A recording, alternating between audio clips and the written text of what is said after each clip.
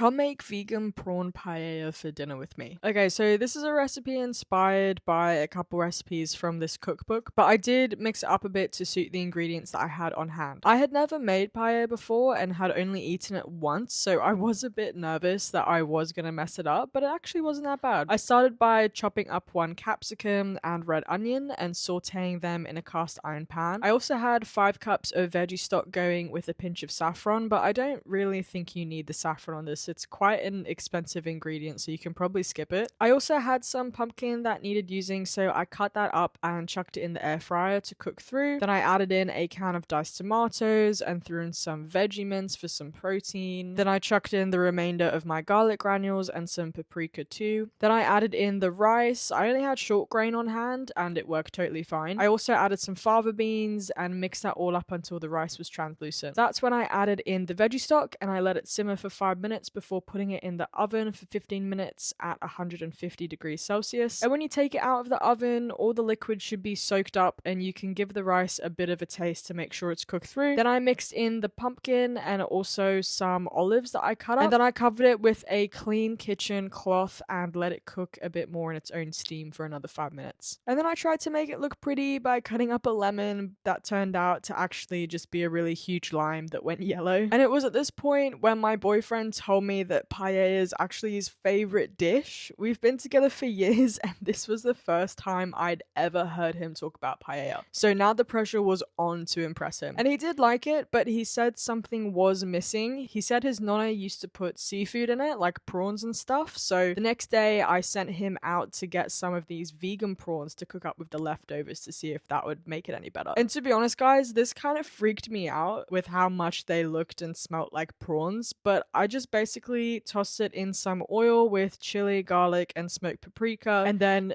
tossed in some lemon juice and parsley towards the end, and this was actually insane. I was never a huge seafood lover, but this sauce made the prawns so addictive. I topped the paella leftovers with them, and my boyfriend said this brought the dish up from a 7 out of 10 to a 9.5 out of 10, and that's coming from someone who isn't even vegan. So that's how you know it was definitely a success. If you ever make this dish, definitely try to find some vegan prawns because they really were a game changer.